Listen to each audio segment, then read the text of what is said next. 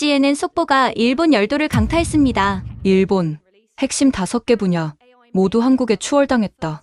발표된 국가 순위에 일본 정계는 경악했습니다. 대한민국 6위, 일본은 무려 13위로 추락. 그런데 정작 한국인들은 이 순위를 모른다는 사실. 왜 일본만 발칵 뒤집혔을까요? 한 일본 정치인이 비밀을 파헤치러 서울로 날아갔습니다. 그가 서울에서 발견한 것은 믿을 수 없다. 한국인들은 이미 우리가 꿈꾸는 그 시대를 살고 있었다. 그 충격적인 목격담 지금 바로 시작합니다. 저는 사카모토 류에이입니다. 도쿄도 의회 의원으로 15년째 일하고 있죠. 교토의 전통 있는 가문에서 태어나 일본 문화의 우수성을 믿으며 살아왔습니다. 그런 제가 2025년 5월 프랑스 파리에서 열린 G7 정상회의 부대 행사에 참석했을 때 제 인생에서 가장 충격적인 순간을 맞게 될 줄은 꿈에도 몰랐습니다. 사카모토 의원님, 회의장으로 이동하시죠. 일본 대표단의 안내를 받아 엘리제궁 회의장으로 들어갔습니다. 화려한 샹들리에가 빛나는 궁전 내부는 그야말로 장관이었죠. 미국, 영국, 프랑스, 독일, 이탈리아, 캐나다 그리고 일본, 세계를 이끄는 7개국의 정상들이 한자리에 모였습니다. 오늘은 특별 게스트를 초청했습니다. 마크롱 프랑스 대통령이 말했습니다. 그 순간 회의장 문이 열리고 한 사람이 들어왔는데 저는 눈을 의심했습니다. 한국 대통령이었거든요. 한국은 G7 회원국이 아닌데 제 옆에 앉은 동료가 작게 중얼거렸습니다. 저도 같은 생각이었죠. 왜 한국이 여기 있는 거지? 하지만 더 놀라운 건 각국 정상들의 반응이었습니다. 오, 드디어 오셨군요.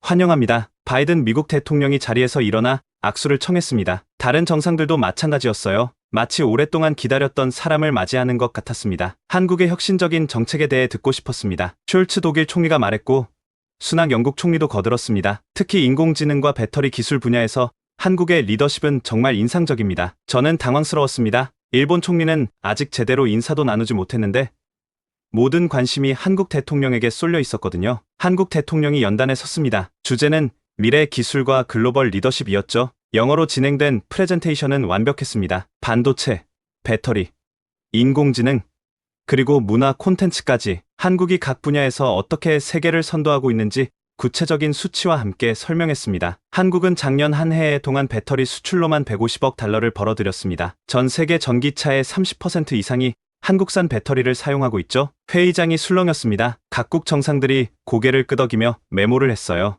문화산업도 마찬가지입니다. 넷플릭스 글로벌 탑10 중 4개가 한국 콘텐츠입니다. 한국어를 배우는 외국인이 작년보다 40% 증가했고요. 프레젠테이션이 끝나자 박수가 터져 나왔습니다. 정상들이 앞다투어 질문을 했어요. 한국의 교육 시스템에 대해 더 듣고 싶습니다. 그린 에너지 정책은 어떻게 추진하고 있습니까? 유럽과의 기술 협력 방안은? 30분이 넘도록 질의응답이 이어졌습니다. 그동안 일본 총리는 한 번도 발언 기회를 얻지 못했어요. 마침내 일본 총리가 손을 들었지만 마크롱 대통령은 시계를 보며 말했습니다. 시간이 많이 지났네요. 다음 세션으로 넘어가죠. 저는 충격을 받았습니다. G7 정식 회원국인 일본의 발언이 무시된 거예요. 더 충격적인 건 그 다음이었습니다. 휴식 시간에 각국 정상들이 한국 대통령을 둘러쌌습니다. 사진을 찍고 명함을 교환하고 개별 미팅을 약속했어요. 일본 총리는 구석에서 혼자 커피를 마시고 있었습니다. 저는 다가가서 말했어요. 총리님, 이건 너무합니다. 항의하셔야 합니다. 총리는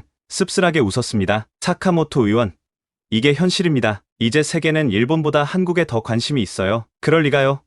우리가 세계 3위 경제 대국인데 경제 규모만으로는 부족합니다. 혁신과 미래의 비전이 중요한 시대예요. 저는 믿을 수 없었습니다. 일본의 총리가 이렇게 무기력하게 현실을 받아들이다니. 오찬 시간 더욱 굴욕적인 일이 벌어졌습니다. 좌석 배치에서 한국 대통령은 마크롱 대통령 바로 옆자리였고 일본 총리는 테이블 끝자리였어요. 외교 프로토콜에서 좌석 위치는 그 나라의 중요도를 나타냅니다. 명백한 모욕이었죠. 식사 중에도 대화의 중심은 한국이었습니다. 각국 정상들이 한국의 성공 비결을 묻고 협력 방안을 논의했어요. 특히 이탈리아 총리의 말이 제 가슴을 찔렀습니다. 솔직히 말해서 아시아의 미래는 한국이 이끌 것 같습니다. 일본은 너무 변화를 거부하고 있어요. 제가 참을 수 없어서 끼어들었습니다. 일본은 전통과 품질을 중시합니다. 그게 우리의 강점이죠. 그러자 캐나다 총리가 고개를 저었습니다. 하지만 시대가 바뀌었습니다. 전통만으로는 살아남을 수 없어요. 한국처럼 혁신해야 합니다. 저는 더 이상 듣고 있을 수 없었습니다. 자리를 박차고 일어나 밖으로 나왔어요. 복도에서 잠시 숨을 고르는데 한국 대표단의 대화 소리가 들렸습니다. 대통령님 연설 정말 훌륭했습니다. 일본 대표단의 표정 보셨어요? 너무 대놓고 무시하는 건 좀 그렇지 않나요? 어쩔 수 없죠. 이제 국제 무대에서 한국과 일본의 위상이 완전히 바뀌었으니까요. 제 손이 떨렸습니다. 분노와 굴욕감이 치밀어 올랐어요. 회의가 끝나고 파리공항으로 향하는 차 안에서 저는 스마트폰으로 뉴스를 확인했습니다. 일본 언론은 조용했지만 해외 언론은 난리였어요. G7 회의 최고 스타는 한국 대통령, 일본의 존재감 실종, 아시아 리더십 한국으로 이동, 한국 없는 G7은 의미 없다. 회원국 교체 논의 필요, 심지어 일본 누리꾼들의 반응도 충격적이었습니다. 부끄럽다. 이게 일본의 현실인가? 한국이 우리를 추월한 지 오래다. 인정하자. 일본 정치인들은 반성해야 한다. 비행기가 이륙하면서 저는 창밖을 바라봤습니다. 파리의 야경이 멀어져 갔어요. 그리고 문득 깨달았습니다. 제가 믿어왔던 일본의 위상이 더 이상 존재하지 않는다는 것을. 하지만 저는 그 현실을 받아들일 수 없었습니다. 절대로.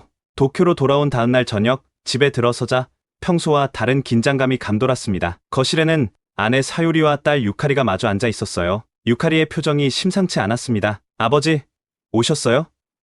드릴 말씀이 있어요. 22살, 도쿄대학 경제학과 3학년인 딸의 목소리가 단호했습니다. 저는 넥타이를 풀며 소파에 앉았죠. 무슨 일이니? 표정이 심각하구나. 저 한국으로 교환학생 가기로 했어요. 서울대학교요. 순간 제 몸이 굳었습니다. 뭐라고? 지금 무슨 소리를 하는 거니? 이미 합격 통지 받았어요. 다음 학기부터 1년간 서울에서 공부할 거예요. 저는 아내를 쳐다봤습니다. 사유리는 고개를 숙이고 있었어요. 이미 알고 있었다는 뜻이었죠. 유카리, 도쿄대생이 왜 한국 따위에 가니? 우리가 모든 면에서 앞서는데 아버지는 정말 아무것도 모르시네요. 이제 서울대가 아시아 최고 대학이에요. 타임즈 세계 대학 순위에서도 도쿄대를 제쳤고요. 그런 순위는 조작된 거야. 중요한 건 역사와 전통이지. 유카리가 한숨을 쉬었습니다. 아버지, 제 친구 절반이 한국 기업에 취직하고 싶어요. 왜 그런지 아세요? 설마 삼성, LG, 현대, 초봉이 일본 기업보다 30%나 높아요. 더 중요한 건 글로벌 경쟁력이 있다는 거예요. 소니나 파나소닉은 이미 추락했잖아요. 저는 주먹을 불끈 쥐었습니다. 그래서? 너도 한국 기업에 들어가겠다는 거니? 네, 그럴 생각이에요. 말도 안 돼. 넌 일본인이야. 사카모토 가문의 후계자라고. 그 사카모토 가문이 저한테 뭘 해줬나요? 500년 전통. 그게 제 미래를 보장해주나요? 딸의 반항적인 태도에 화가 치밀었습니다. 너는 내 딸이야. 조국을 배신할 수 없어. 배신이요? 더 나은 기회를 찾는 게 배신인가요?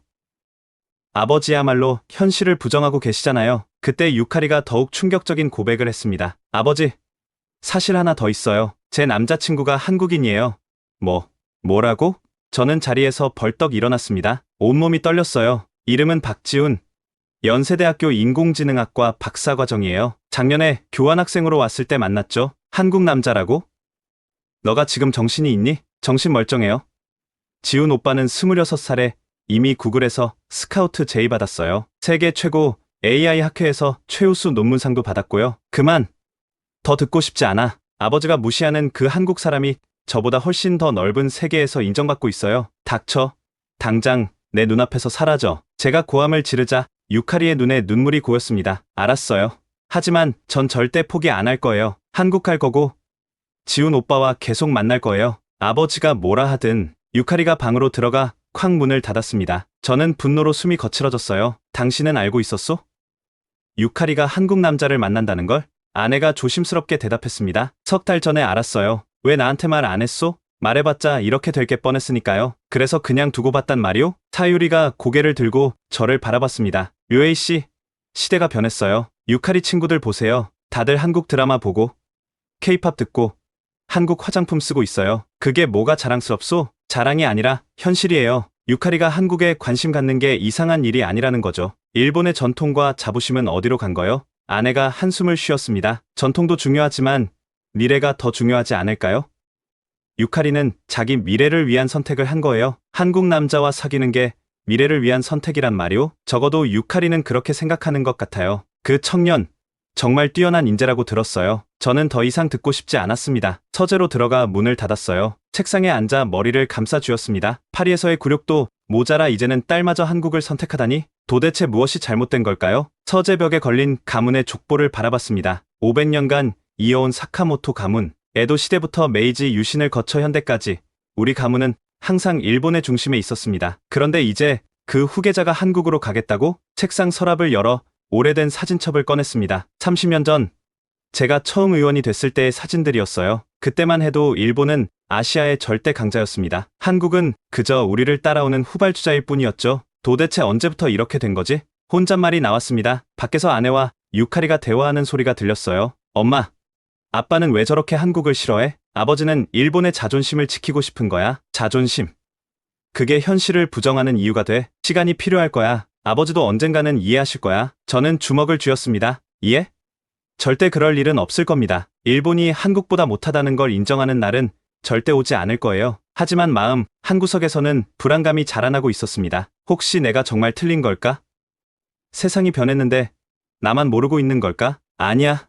그럴 리 없어. 이건 일시적인 현상일 뿐이야. 곧 모든 게 제자리로 돌아올 거야. 일본은 영원히 아시아의 리더야. 그래야만 해. 일주일 후 저는 교토로 향하는 신칸센에 올랐습니다. 500년 역사를 자랑하는 화과자 명가 야마토안의 긴급 이사회에 참석하기 위해서였죠. 우리 가문이 대대로 후원해온 기업이었습니다. 교토역에 내리자 낯익은 풍경이 펼쳐졌습니다. 하지만 뭔가 달라 보였어요. 거리 곳곳에 한글 간판이 늘어나 있었거든요. 야마토안 본사에 도착하니 이사들의 표정이 어두웠습니다. 구로다 다이스케 사장이 깊이 인사했어요. 사카모토 의원님, 와주셔서 감사합니다. 구로다 사장, 도대체 무슨 일입니까? 회의실에 앉자 구로다 사장이 무거운 목소리로 말했습니다. 한국의 CJ그룹에서 인수 제안이 들어왔습니다. 뭐라고요? 저는 귀를 의심했습니다. 야마토아는 일본 황실에도 납품하는 최고급 화과자 기업입니다. 말도 안 됩니다. 거절하면 되지 않습니까? 그게 상황이 심각합니다. 재무이사가 서류를 펼쳤습니다. 작년 매출이 30% 감소했습니다. 젊은 층은 전통 화과자 대신 한국 디저트를 찾고 있어요. 한국 디저트라니? 한국식 마카롱, 크로플, 달고나, 교토 주요 상권도 한국 디저트 카페에 밀리고 있습니다. 믿을 수 없는 현실이었습니다. 그래도 500년 전통만으로는 생존할 수 없습니다. 구로다 사장의 목소리에 체념이 묻어났습니다. CJ는 우리 기술로 글로벌 시장 진출을 약속했습니다. 거절하면 3년 내 파산이에요. 그때 비서가 들어왔습니다. CJ 대표단이 도착했습니다. 고지어 한국인 3명이 들어왔습니다. 놀랍게도 리더는 젊은 여성이었어요. 안녕하세요. CJ 글로벌 전략팀 최수아 이사입니다. 완벽한 일본어에 놀랐습니다. 나이는 기껏해야 30대 초반. 한국은 능력만 있으면 나이 상관없이 중책을 맡깁니다. 일본과는 다르죠. 그녀의 프레젠테이션이 시작됐습니다. 야마토안의 기술은 훌륭합니다. 하지만 마케팅이 구시대적이에요. CJ가 인수하면 3년 내 매출 5배 증가를 보장합니다. 전통은 어떻게 지킬 겁니까? 전통을 지키되 혁신을 더하는 거죠. K-팝 스타와 콜라보하면 젊은 층에게 어필할 수 있어요. 말도 안 됩니다. 파리의 150년 베이커리도 방탄소년단과 콜라보로 기사회생했습니다. 결국 투표가 진행됐습니다. 결과는 찬성 7, 반대 3. 야마토아는 한국 기업에 매각되기로 했습니다. 교토에서 도쿄로 돌아오는 길, 택시 기사가 말을 걸었습니다. 의원님, 요즘 교토도 많이 변했죠? 한국 관광객이 대부분이라 저도 한국어 공부 중입니다. 택시 기사가 한국어를 안 하면 장사가 안 돼요. 안녕하세요. 감사합니다 정도는 필수죠. 신칸센을 기다리며 뉴스를 확인했습니다. 더 충격적인 소식들이 기다리고 있었어요. 도요타 시가총액, 삼성전자의 역전당해, 닌텐도, 한국게임사 넥슨의 매출 초월, 소프트뱅크, 네이버와 전략적 제휴 발표, 일본 청년 선호 기업 1위, 삼성전자. 마지막 뉴스가 가장 충격적이었습니다. 일본 젊은이들이 자국 기업보다 한국 기업을 선호한다니 도쿄에 도착해 의회로 향했습니다. 긴급 대책 회의가 소집됐거든요. 하지만 의원들 사이에서도 의견이 갈렸습니다. 현실을 인정해야 합니다. 한국과 협력하지 않으면 살아남기 어려워요. 젊은 의원들의 목소리였습니다. 무슨 소리? 일본의 자존심을 버리자는 건가? 노년 의원들은 반발했습니다. 저는 더욱 큰 혼란에 빠졌습니다. 야마토안의 매각, 대기업들의 추락, 젊은이들의 배신, 일본이 무너지고 있는 걸까요? 아니면 이것도 일시적 현상일까요? 한 달 후 도쿄 시부야에서 전례 없는 광경이 펼쳐졌습니다. K컬처 페스티벌이라는 이름으로 한국 문화 축제가 열린 거죠. 도쿄도 의원으로서 저는 현장을 시찰해야 했습니다. 의원님, 예상 인원이 10만 명을 넘어섰습니다. 경찰 관계자의 보고에 저는 귀를 의심했습니다. 10만 명이라고요? 네. 도쿄에서 열린 문화 행사 중 최대 규모입니다. 우리 전통 축제인 간다 마츠리도 그 정도 인파는 못 모으는데 시부야 거리는 한국 음악으로 가득했습니다. 더 놀라운 건 군중들의 함성이었어요. 사랑해요. 오빠, 대박. 일본 젊은이들이 한국어로 외치고 있었습니다. 메인 무대로 가는 길에 한 여고생이 저를 붙잡았어요. 아저씨, 혹시 한국 분이세요? 아니, 일본인이다. 아, 죄송해요. 한국 오빠인 줄 알았어요. 한국인으로 오해받다니 평생 처음 겪는 일이었습니다. 무대에서는 일본 아이돌이 케이팝을 부르고 있었어요. 저게 뭡니까? 일본 아이돌도 케이팝 커버를 해야 인기를 얻습니다. 안 하면 팬들이 떠나요. 행사장 곳곳에 한국 음식 부스가 있었습니다. 떡볶이, 김밥, 치킨, 모든 부스에 긴 줄이 늘어서 있었어요. 일본 음식은 안 팝니까? 젊은 사람들은 한국 음식을 더 좋아해요. 화장품 부스 앞은 더 심각했습니다. 수백 명이 줄을 서 있었는데 대부분 일본 여성들이었어요. 왜 이렇게 줄이 깁니까? 케이팝 스타 포토카드를 준대요. 그리고 한국 화장품이 품질도 좋고 저렴하거든요. 일본 화장품은 촌스럽다고 안 써요. 촌스럽다. 일본 제품이 촌스럽다는 평가를 받는 시대가 왔습니다. 한쪽에서는 놀라운 광경이 펼쳐지고 있었습니다. 일본 노인들이 한국어를 배우고 있었어요. 할머니, 왜 한국어를 배우세요? 손자랑 대화하려면 배워야 해요. 요즘 애들은 한국 얘기만 하거든. 70대 할머니의 대답에 저는 충격을 받았습니다. 그때 대형 스크린에 뉴스 속보가 떴습니다. 일본 대기업 소니, 한국 아이돌 그룹과 전속 계약, 일본 기업이 자국 모델 대신 한국 모델을 쓴다는 내용이었어요. 이제 일본 기업도 한국 스타 없이는 마케팅이 안 됩니다. 옆에 있던 직원이 설명했습니다. 저는 더 이상 견딜 수 없었습니다. 행사장을 빠져나와 택시를 탔어요. 아저씨, 재미있으셨어요? 저도 아까 다녀왔는데 정말 대단하더라고요. 택시 기사까지 케이팝을 아는 시대가 됐습니다. 집으로 돌아오는 길, 거리 풍경이 낯설게 느껴졌습니다. 한글 간판이 늘어났고 젊은이들은 한국 패션을 따라하고 있었어요. 이게 정말 제가 아는 도쿄가 맞나요? 언제 이렇게 변한 걸까요? 집에 도착하니 유카리가 거실에서 한국어 공부를 하고 있었습니다. 일주일째 대화도 안 하고 있었는데 아직도 한국 갈 생각이니? 네, 더 늦기 전에 가야 해요. 왜 그렇게 한국에 가고 싶은 거니? 유카리가 책을 덮고 저를 바라봤습니다. 아버지는 오늘 시부야 가셨죠? 보셨어요? 일본 젊은이들이 얼마나 한국을 좋아하는지. 그건 일시적인 유행일 뿐이야. 일시적이라고요? 벌써 10년째 계속되고 있는데 저는 대답할 수 없었습니다. 아버지, 저는 미래를 보고 가는 거예요. 한국이 미래예요. 그날 밤 저는 잠을 이룰 수 없었습니다. 파리에서의 굴욕, 딸의 반항, 기업들의 몰락, 그리고 오늘 본 도쿄의 모습. 혹시 정말로 세상이 변한 걸까요? 일본이 뒤처진 걸까요? 아니, 그럴 리 없어. 분명 착각일 거야. 일본은 여전히 위대한 나라야. 단지 잠시 주춤하고 있을 뿐이야. 하지만 마음 한구석의 불안은 점점 커져만 갔습니다. 며칠 후 뜻밖의 이메일을 받았습니다. 발신자는 김정태.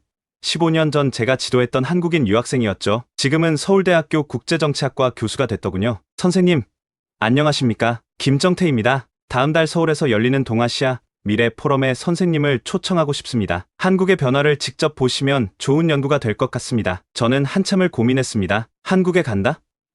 말도 안 되는 일이었죠. 하지만 동시에 호기심이 생겼습니다. 정말로 한국이 그렇게 대단해진 걸까?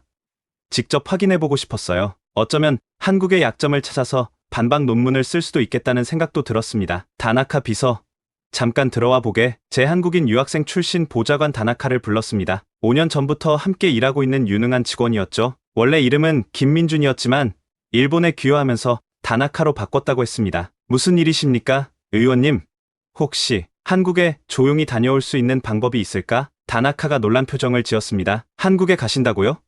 의원님이요? 그래. 하지만 비밀로 하고 싶어. 언론에 알려지면 안 돼. 진심이세요? 정태가 초청했어. 그리고 직접 확인하고 싶은 게 있어. 다나카가 고개를 끄덕였습니다. 알겠습니다. 제가 준비해드릴게요. 항공편은 일반석으로, 호텔도 눈에 띄지 않는 곳으로 예약하겠습니다. 고맙네. 그런데 의원님, 혼자 가실 건가요? 그럴 생각인데 제가 동행해도 될까요? 아무래도 한국어가 필요하실 테고 현지 사정도 제가 더 잘 알고 있으니까요. 사실 다나카의 도움이 필요했습니다. 그래주면 고맙지. 출발 전날 밤 아내에게만 사실을 털어놨습니다. 사유리, 사실은 한국에 다녀올 거예요. 정말이에요?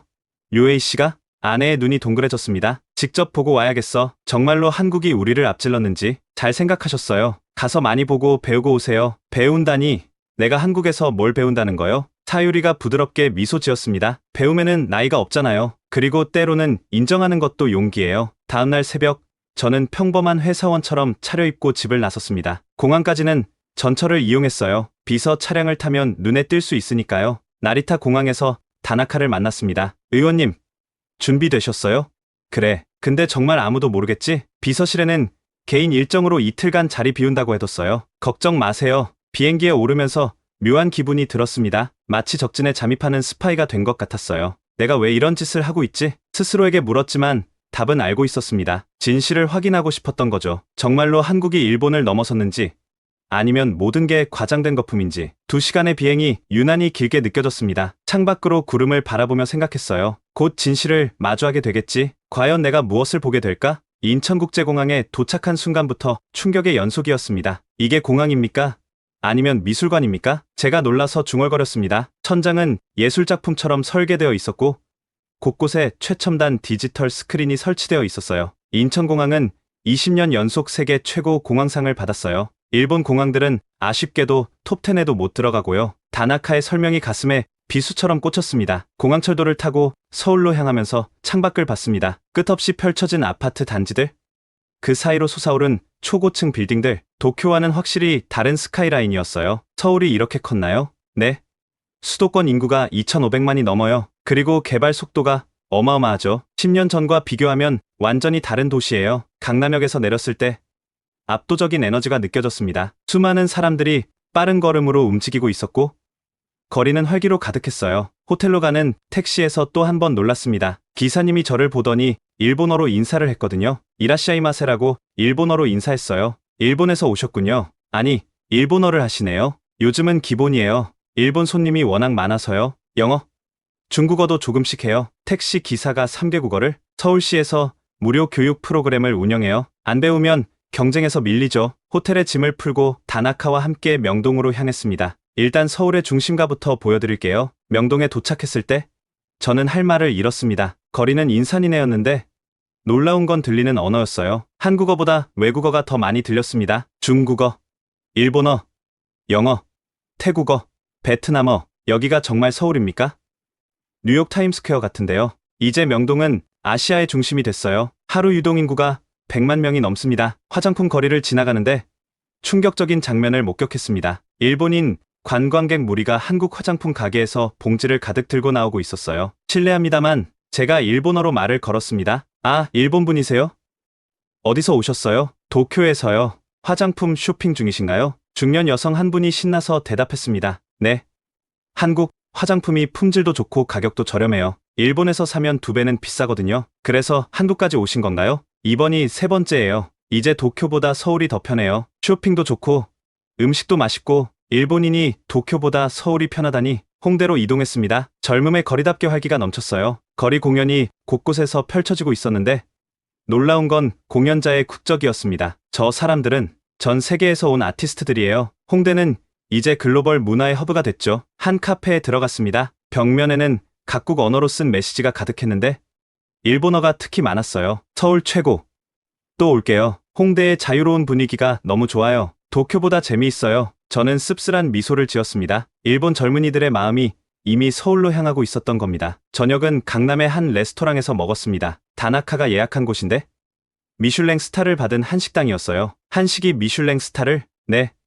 서울의 미슐랭 스타 레스토랑 수는 도쿄 다음으로 많아요. 특히 한식당이 많이 선정됐죠. 음식이 나왔을 때 저는 또 한 번 놀랐습니다. 전통적이면서도 현대적인 플레이팅, 섬세한 맛의 조화, 일식 못지않은 수준이었어요. 식사를 마치고 한강공원을 산책했습니다. 밤 9시가 넘었는데도 사람들로 가득했어요. 도쿄는 이 시간이면 조용한데 한국은 밤 문화가 발달했어요. 특히 한강은 서울 시민들의 휴식 공간이죠. 곳곳에서 치킨을 먹는 가족들, 자전거를 타는 연인들, 버스킹을 즐기는 젊은이들이 보였습니다. 활기찬 모습이 인상적이었어요. 호텔로 돌아오는 길에 편의점에 들렀습니다. 계산대 직원이 저를 보더니 또 일본어로 인사했어요. 곤니치와라고 일본어로 인사했어요. 여기 직원들도 일본어를 하나요? 네.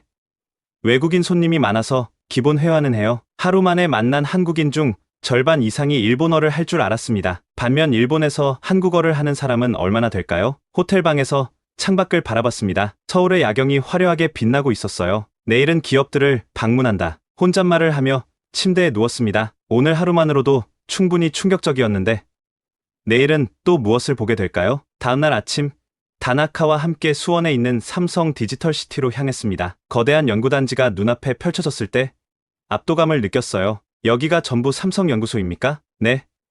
직원만 3만 명이 넘어요. 단일 기업 연구소로는 세계 최대 규모죠. 입구에서 다나카의 대학 동기를 만났습니다. 삼성전자 반도체 부문 수석연구원 강태준 박사였어요. 안녕하세요. 일본에서 오신 특별한 손님이라고 들었습니다. 초대해 주셔서 감사합니다. 엄격한 보안 절차를 거쳐 내부로 들어갔습니다. 복도를 걸으며 강 박사가 설명했어요. 이곳에서 일하는 연구원의 30%가 외국인입니다. 특히 일본인이 많아요. 일본인이 많다고요? 네. 소니, 파나소닉, 도시바 출신들이 대거 이직했습니다. 더 나은 연구 환경과 대우를 찾아서요. 가슴이 아팠습니다. 일본의 인재들이 한국으로 빠져나가고 있었던 겁니다. 첫 번째로 들른 곳은 반도체 연구동이었습니다. 클린룸 밖에서 유리창을 통해 내부를 볼 수 있었어요. 현재 3나노미터 공정을 양산 중입니다. 이미 2나노 공정도 테스트 단계에 있고요. 3나노라고요?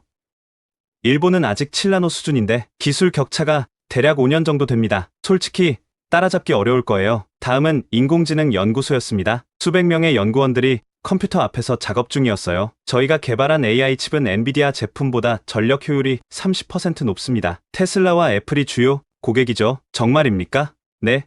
일본 기업들도 저희 칩을 구매하려고 줄 서 있어요. 충격적이었습니다. 일본이 한국의 기술에 의존하게 될 날이 오다니 전시관으로 이동했습니다. 미래 기술들이 전시되어 있었는데 상상을 초월하는 것들이었어요. 이건 홀로그램 디스플레이입니다. 내년에 상용화 예정이에요. 허공에 3차원 영상이 떠 있었습니다. 공상과학 영화에서나 볼 법한 기술이었죠. 일본 기업들은 이런 연구를 안타깝게도 투자 여력이 부족하다고 들었습니다. 연구개발비를 계속 줄이고 있다고요. 점심은 구내식당에서 먹었습니다. 그런데 여기서 더 큰 충격을 받았어요. 야마다 상. 오랜만입니다. 강 박사가 한중년 남성에게 인사했습니다. 아, 강 박사님. 이쪽은? 일본에서 오신 손님입니다. 야마다 상은 우리 회사 전무님이세요. 안녕하세요. 야마다 게니치입니다. 일본인이 삼성 전무라니 언제 이직하셨습니까? 2년 전에 소니에서 왔습니다. 더 나은 미래가 여기 있다고 판단했거든요. 후회는 없으신가요? 야마다 전무가 쓴웃음을 지었습니다. 처음엔 배신자 소리도 들었어요. 하지만 지금은 동료들이 부러워합니다. 왜 이직을 결심하셨습니까? 소니에서는 제 아이디어가 늘 거절당했어요. 위험하다. 비용이 많이 든다. 전례가 없다. 하지만 여기서는 달랐습니다. 그가 창밖을 가리켰습니다. 제가 제안한 프로젝트에 500억 원을 투자해뒀어요. 일본에서는 상상도 못할 일이죠. 오후에는 판교에 있는 네이버 본사를 방문했습니다. 그린팩토리라 불리는 건물은 그 자체로 하나의 예술품이었어요. 네이버는 이제 구글, 아마존과 경쟁하는 글로벌 테크 기업입니다. 안내를 맡은 직원이 자랑스럽게 설명했습니다. 일본에도 진출했나요? 라인을 모르세요? 일본 메신저 시장 점유율 90%예요. 라인이 네이버 거였습니까? 저는 충격을 받았습니다. 매일 사용하는 라인이 한국 기업의 서비스였다니. 인공지능 연구소를 둘러봤습니다. 수백 대의 슈퍼컴퓨터가 가동 중이었어요. 저희 번역 기술은 이미 구글을 넘어섰어요. 특히 아시아 언어에서는 압도적이죠. 실시간 번역 데모를 봤는데 정말 놀라웠습니다. 완벽에 가까운 번역이었어요. 이 정도 기술이면 언어 장벽이 사라지는 거죠. 조만간 완전 상용화될 예정입니다. 돌아오는 길 다나카가 조심스럽게 물었습니다. 어떠셨어요? 의원님. 저는 한참을 말없이 창밖을 바라봤습니다. 그리고 겨우 입을 열었어요. 충격이야. 완전히 뒤처졌어. 기술력에서 이렇게 차이가 날 줄은 몰랐어. 그것도 압도적으로. 하지만 일본도 저력이 있잖아요. 저력? 그게 무슨 소용이야. 미래를 준비하지 않았는데. 서울로 돌아오는 차창 밖으로 첨단 산업단지들이 끝없이 이어졌습니다. 일본이 잃어버린 30년을 보내는 동안 한국은 이렇게 성장했구나. 쓴 고백이 저도 모르게 나왔습니다. 저녁 다나카와 함께 다시 홍대로 갔습니다. 밤의 홍대는 낮과는 또 다른 에너지로 가득했어요. 금요일 밤 홍대는 정말 특별해요. 전 세계 젊은이들의 축제장이 되죠. 클럽 거리에 도착했을 때 믿을 수 없는 광경이 펼쳐졌습니다. 수많은 클럽 앞에 긴 줄이 늘어서 있었는데 대부분이 외국인이었어요. K-팝 나이트라고 쓰인 클럽 앞에는 특히 사람이 많았습니다. 들어가 보실래요? 다나카의 제안에 저는 잠시 망설였지만 용기를 냈습니다. 클럽 안은 열기로 가득했습니다. DJ가 K-팝을 리믹스해서 틀고 있었고 수백 명이 춤을 추고 있었어요. 놀라운 건 일본어가 여기저기서 들렸다는 겁니다. 실례합니다. 제가 일본어로 말을 걸자 젊은 여성 그룹이 돌아봤습니다. 어머, 일본분이세요? 어디서 오셨어요? 도쿄에서요. 여기는 자주 오시나요? 2달에 한 번은 와요. 도쿄에는 이런 클럽이 없어요. 거기는 너무 딱딱하고 재미없어요. 여기가 훨씬 자유롭고 신나요. 다른 친구가 끼어들었습니다. 그리고 여기서는 한국 아이돌을 직접 볼 수도 있어요. 가끔 진짜로 와요. 클럽을 나와 거리를 걸었습니다. 곳곳에서 버스킹 공연이 열리고 있었어요. 프랑스인이 한국 발라드를 부르고 태국인들이 K-팝 댄스를 추고 있었습니다. 정말 국제적이네요. 홍대는 아시아의 브로드웨이가 됐어요. 꿈을 가진 젊은이들이 전 세계에서 모이죠. 명동으로 이동했습니다. 밤 10시가 넘었는데도 상점들이 열려 있었어요. 일본은 8시면 대부분 문 닫는데 한국은 관광지의 경우 자정까지 영업해요. 특히 명동은 24시간 도시죠. 화장품 거리에서 놀라운 장면을 봤습니다. 일본 여성과 중국 여성이 한국어로 대화하고 있었어요. 이 크림 좋아요? 네. 진짜 좋아요. 3년째 쓰고 있어요. 한국어가 아시아의 공용어가 되고 있네요. 언어는 문화의 힘을 보여주는 지표죠. 한류 덕분에 한국어의 위상이 완전히 달라졌어요. 대형 스크린에서는 K-팝 뮤직비디오가 나오고 있었습니다. 수백 명이 서서 보고 있었는데 모두 따라 부르고 있었어요. 그때 충격적인 광고를 봤습니다. 일본 대기업 소니의 카메라 광고였는데 모델이 한국 아이돌이었어요. 일본 기업이 한국 모델을? 안 그러면 젊은 층에게 어필할 수 없어요. 아시아에서 영향력 있는 스타는 대부분 한국인이니까요. 길거리 음식 코너로 갔습니다. 떡볶이, 호떡, 김밥, 모든 부스 앞에 외국인들이 줄 서 있었어요. 아저씨, 떡볶이 2인분 주세요. 놀랍게도 금발의 서양인이 유창한 한국어로 주문했습니다. 한국말 잘하시네요. 제가 영어로 말을 걸자 그가 웃었습니다. 서울에 산지 5년 됐어요. 이제 여기가 제 고향이에요라고 영어로 말했습니다. 어느 나라에서 오셨어요? 독일이요. 하지만 다시는 돌아가고 싶지 않아요. 서울이 훨씬 재미있거든요라고 영어로 대답했습니다. 옆에서 떡볶이를 먹던 일본인 커플과도 대화를 나눴습니다. 신혼여행으로 오셨어요? 네. 처음엔 하와이를 생각했는데 결국 서울을 선택했어요. 왜 서울로? 신부가 신나서 대답했습니다. K-팝도 좋아하고 드라마도 좋아하고 무엇보다 가깝고 재미있잖아요. 그리고 음식이 정말 맛있어요. 서점에 들어갔더니 더 놀라운 광경이 있었습니다. 입구에 한국 관련 서적 코너가 크게 마련되어 있었는데 대부분 일본어판이었어요. 한국어 교재가 베스트셀러 1위네요. 다나카가 가리킨 책을 보니 나 혼자 한국어라는 제목이었습니다. 일본어로 된 한국 여행 가이드북도 수십 종류였습니다. 서울 맛집 천선, K-팝 성지순례, 한국 화장품 완전 정복. 일본에서 이런 책들이 인기라니. 작년에 일본에서 출간된 한국 관련 서적이 5,000종이 넘었어요. 완전히 한류 열풍이죠. 호텔로 돌아가는 택시 안에서 깊은 생각에 빠졌습니다. 문화의 힘이 이렇게 강력한 줄 몰랐습니다. 단순히 노래나 드라마가 아니라 언어와 생활 양식, 가치관까지 전파하고 있었어요. 한때 일본 문화가 아시아를 지배했는데 이제는 한국이 그 자리를 차지한 겁니다. 마지막 날 아침, 저는 혼자 광장시장으로 갔습니다. 서민들의 진짜 삶을 보고 싶었거든요. 시장 입구에 들어서자 활기찬 분위기에 압도됐습니다. 상인들의 호객 소리, 지글거리는 음식 냄새, 북적이는 인파. 어서 오세요. 빈대떡 드셔보세요. 한 아주머니가 일본어로 말을 걸었습니다. 일본어를 하시네요. 일본 손님이 많아서 배웠어요. 요즘 하루에도 수십 명씩 와요. 빈대떡을 하나 주문하고 자리에 앉았습니다. 옆에 앉은 노신사가 막걸리를 마시고 있었는데 일본인이었어요. 안녕하세요. 일본 분이신가 봐요. 네. 오사카에서 왔습니다. 여기 오는 게 벌써 20번째예요. 20번이나요?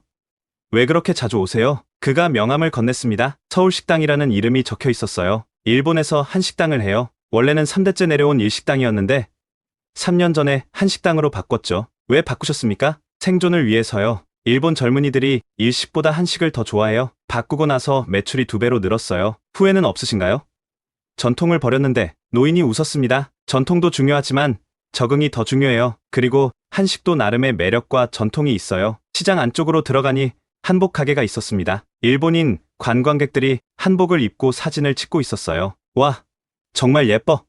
인스타에 올려야겠다. 일본의 기모노가 아닌 한복을 입고 기뻐하는 모습이 씁쓸했습니다. 먹거리 골목에서 더 충격적인 장면을 봤습니다. 김치를 담그는 법을 배우는 일본인이 있었거든요. 고춧가루는 이 정도 넣으면 되나요? 조금 더 넣어야 해요. 그리고 젓갈도 잊지 마세요. 가까이 가서 물어봤습니다. 김치 담그는 법을 배우시는군요. 아, 일본 분이시군요. 저는 나고야에서 왔어요. 김치 수입업을 하는데 이제는 직접 만들어 보려고요. 일본에서 김치가 그렇게 인기인가요? 인기 정도가 아니에요. 이제 일본 식탁에 김치가 자주 오르죠. 완전히 일상 음식이 됐어요. 작은 골목에서 뜻밖의 사람을 만났습니다. 전통차를 파는 가게 주인이 일본인이었어요. 어서 오세요. 대추차 한 잔 어떠세요? 유창한 한국어에 놀랐습니다. 일본 분이 한국에서 가게를? 네. 10년 됐어요. 교토에서 왔습니다. 왜 한국에 정착하셨어요? 차를 우려주며 그가 말했습니다. 처음엔 한국 차 문화를 배우러 잠깐 왔어요. 그런데 이곳의 역동성에 매료됐죠. 일본은 너무 정체돼 있어요. 그래도 고향이 그립지 않으세요? 그럼요. 하지만 기회는 여기 있어요. 제 가게 손님 절반이 일본인이에요. 그가 진지한 표정으로 말을 이었습니다. 손님, 제가 10년간 깨달은 게 있어요. 뭡니까? 우월감은 발전의 적이라는 거예요. 일본이 정체된 이유가 뭘까요?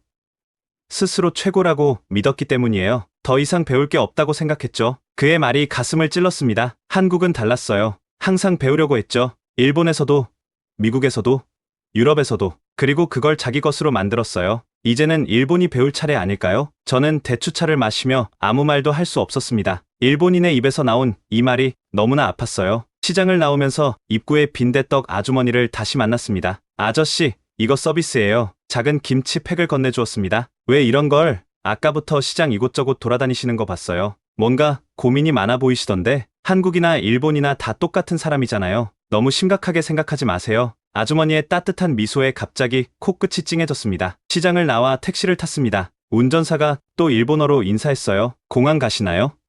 네. 한국 여행 어떠셨어요? 저는 창밖을 바라보며 대답했습니다. 많이 배웠습니다. 그 순간 깨달았습니다. 제가 지금까지 부정하려 했던 모든 것이 사실이었다는 걸. 한국은 정말로 일본을 넘어섰고, 그것은 그들이 끊임없이 배우고 변화했기 때문이었습니다. 공항으로 가는 길, 다나카에게 문자를 보냈습니다. 미안해요. 어제 감정적으로 굴었던 것. 사실 전날 저녁 다나카의 지인들을 만났을 때 제가 화를 냈었거든요. 한국이 일본을 가르치려 든다며 자리를 박차고 나왔었죠. 괜찮아요. 의원님, 충격이 크셨을 테니까요. 공항에서 만나요. 할 얘기가 있어요. 인천공항에서 다나카를 만났습니다. 의원님, 이틀간 어떠셨어요? 다나카 씨, 정말 고마워요. 덕분에 많은 걸 봤어요. 무엇을 보셨나요? 저는 잠시 망설이다가 입을 열었습니다. 진실을 봤어요. 내가 얼마나 어리석었는지도. 다나카가 놀란 표정을 지었습니다. 의원님, 한국은 정말 대단했어요. 기술도, 문화도, 무엇보다 사람들의 마음가짐이. 이제 인정하시는 건가요? 인정할 수밖에 없어요. 광장시장에서 만난 일본인이 한 말이 계속 생각나요. 우월감은 발전의 적이라고. 다나카가 따뜻하게 미소 지었습니다. 늦었지만 깨달으신 것만으로도 대단하세요. 비행기에 오르면서 창밖을 봤습니다. 서울이 점점 멀어져 가고 있었어요. 단 이틀이었지만 제 인생에서 가장 긴 여행이었습니다. 도쿄에 도착해서 집으로 가는 택시 안. 도쿄의 거리가 왠지 정체되어 보였습니다. 깨끗하고 질서정연하지만 서울의 그 역동성은 없었어요. 집에 들어서자 가족들이 거실에 모여 있었습니다. 어서 와요. 류에이 씨, 아버지, 어디 다녀오셨어요? 유카리가 물었습니다. 저는 가족들을 둘러보고 심호흡을 했습니다. 사실은 한국에 다녀왔다. 뭐라고요? 유카리의 눈이 동그래졌습니다. 정말이에요? 아내도 놀란 표정이었습니다. 저는 소파에 앉아 천천히 말했습니다. 내가 틀렸어, 아버지. 한국은 정말 대단했어. 모든 면에서 내 예상을 뛰어넘었어. 그리고 이틀간 본 것들을 이야기했습니다. 첨단 기술, 문화의 힘, 일본인들의 고백까지. 특히 충격적이었던 건 일본인들이 한국에서 살면서 행복해하고 있었다는 거야. 눈물이 났습니다. 50이 넘은 나이에 가족 앞에서 우는 게 부끄러웠지만 참을 수 없었어요. 미안해. 유카리야, 네가 한국 가겠다는 걸 반대해서. 이제 이해해. 왜 네가 그곳에서 배우고 싶어 하는지. 아버지, 유카리도 눈물을 흘렸습니다. 그리고 너 남자친구 한번 만나보고 싶구나. 정말요? 그래. 어떤 사람인지 궁금해. 아내가 제 손을 잡았습니다. 류에이 씨, 쉽지 않았을 텐데 정말 대단해요. 대단한 게 아니야. 너무 늦었어. 세상은 이미 이렇게 변했는데 나만 과거에 갇혀 있었지. 저는 가족들에게 더 자세히 얘기했습니다. 한국 사람들은 정말 열려 있었어. 계속 배우려고 했고 변화를 두려워하지 않았어. 그래서요?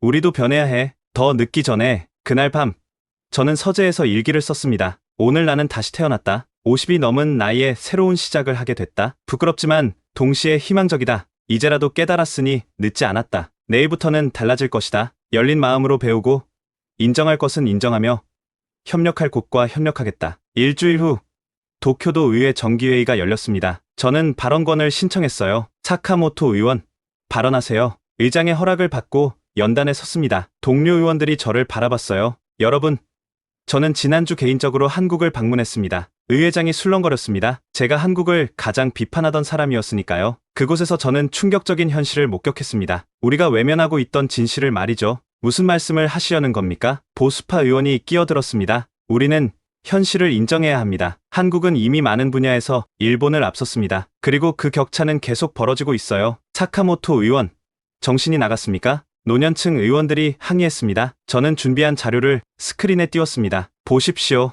반도체, 배터리, 디스플레이, 주요 산업에서 한국이 세계 1위입니다. 구체적인 수치들이 화면에 나타났어요. 그리고 이건 시부야 K컬처 페스티벌 사진입니다. 10만 명이 모였어요. 우리 젊은이들이 한국 문화에 열광하고 있습니다. 그래서 어쩌자는 겁니까? 한일협력특별위원회를 만들 것을 제안합니다. 의회장이 더욱 술렁거렸습니다. 뭐라고요? 기술협력, 문화교류, 인재 양성 등 전 분야에서 한국과 협력을 강화해야 합니다. 당신이 누구보다 한국을 경계하던 사람 아니었습니까? 저는 의원들을 둘러봤습니다. 그랬습니다. 하지만 제가 틀렸어요. 자존심 때문에 현실을 부정하면 우리만 고립됩니다. 젊은 의원들이 손을 들었습니다. 저는 사카모토 의원님 의견에 동의합니다. 실제로 우리 지역구 기업들도 한국과 협력을 원하고 있어요. 맞습니다. 더 늦기 전에 손을 잡아야 합니다. 하지만 반대도 만만치 않았습니다. 일본의 자존심을 버리자는 말입니까? 굴복이 아니라 협력입니다.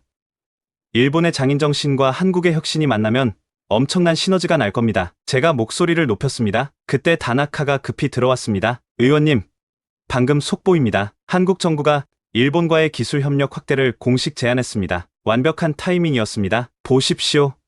한국도 우리와 협력을 원합니다. 이 기회를 놓치면 정말 고립됩니다. 결국 투표가 진행됐습니다. 찬성 43, 반대 37, 통과됐습니다. 젊은 의원들이 박수를 쳤습니다. 회의가 끝나고 기자들이 몰려왔습니다. 사카모토 의원님, 갑작스러운 입장 변화의 이유는 직접 보고 깨달았습니다. 현실을 인정해야 미래가 있다는 거요. 구체적으로 어떤 협력을 추진하실 건가요? 청년 교류부터 시작하겠습니다. 우리 젊은이들이 한국에서 배울 수 있도록요. 집으로 가는 차에서 유카리에게 전화했습니다. 유카리야, 뉴스 봤니? 네. 아버지 정말 멋있었어요. 친구들도 다들 놀라고 있어요. 이제 네가 한국 가는 것도 공식적으로 지원받을 수 있어. 아버지, 사랑해요. 다나카가 조수석에서 돌아봤습니다. 의원님, 정말 용기 있는 결정이었어요. 늦었지만 시작이라도 해야죠. 다나카 씨, 특별위원회 고문 맡아줄 수 있나요? 영광입니다. 창밖을 보니 도쿄의 거리가 조금 다르게 보였습니다. 아직은 정체되어 있지만 곧 변화의 바람이 불 것 같았어요. 석 달 후, 제 사무실에서 창밖을 내다봤습니다. 도쿄의 풍경이 조금씩 변하고 있었어요. 한글 간판이 늘어났고 한일 합작 기업들의 사무실이 들어서고 있었습니다. 아버지, 문이 열리고 유카리가 들어왔습니다. 서울로 떠나기 전날이었죠. 유카리야, 준비는 다 됐니? 네. 정말 설레요. 뒤따라 들어온 청년이 인사했습니다. 안녕하세요. 박지훈입니다. 드디어 유카리의 남자친구를 만나게 됐네요. 어서 오게. 많이 들었네. 우리는 악수를 나눴습니다. 편견 없이 보니 정말 훌륭한 청년이었어요. 지훈 씨는 다음 달에 도쿄에 새로 생기는 한일 공동 AI 연구소에서 일하게 됐어요. 서울과 도쿄를 오가며 일할 예정이죠. 유카리가 자랑스럽게 말했습니다. 다나카가 보고서를 가지고 들어왔습니다. 의원님, 한일 청년 교류 프로그램 첫 번째 신청자가 1000명을 넘었습니다. 예상보다 훨씬 많은 관심이에요. 대단하네요. 오후에는 한일 청년 포럼 창립식에 참석했습니다. 300명의 청년들이 모여 있었어요. 석 달 전, 저는 편견에 사로잡혀 있었습니다. 하지만 한국을 직접 보고 깨달았죠. 서로를 인정하고 협력할 때 더 큰 미래가 열린다는 걸. 청년들의 박수가 터져 나왔습니다. 한 청년이 질문했습니다. 의원님, 진정한 협력이 가능할까요? 이미 시작됐어요. 여러분이 바로 그 증거입니다. 포럼이 끝나고 집으로 돌아오는 길, 석 달 전을 떠올렸습니다. 파리에서의 굴욕, 가족과의 갈등, 한국에서의 충격, 모든 게 축복이었습니다. 저를 변화시켰으니까요. 창밖을 보니 도쿄타워가 저녁 노을에 물들어 있었습니다. 변하지 않는 것 같지만 사실은 조금씩 변하고 있는 도쿄. 그것이 새로운 일본의 모습이었어요. 일기장에 썼습니다. 한국 방문은 내 인생의 전환점이었다. 이제 안다. 진정한 강함은 인정하는 데서 나온다는 것을. 한국과 일본, 우리는 함께 아시아의 새 시대를 만들어갈 것이다. 그 시작이 바로 지금이다. 지금까지 일본의 자존심을 내려놓고 한국의 힘을 인정하게 된 한 정치인의 이야기를 들려드렸는데요. 어떠셨나요? 변화를 받아들이는 건 누구에게나 어려운 일입니다. 특히 오랜 세월 믿어온 것을 바꾸는 건 더욱 그렇죠. 하지만 사카모토 의원이 보여준 것처럼 현실을 직시하고 인정할 때 비로소 진정한 성장이 시작됩니다. 이 이야기가 마음에 드셨다면 좋아요와 구독 부탁드립니다. 한국의 위상을 더 많은 사람들에게 알리기 위해 이 영상을 공유해주세요. 지금까지 코리아 원더풀이었습니다. 감사합니다.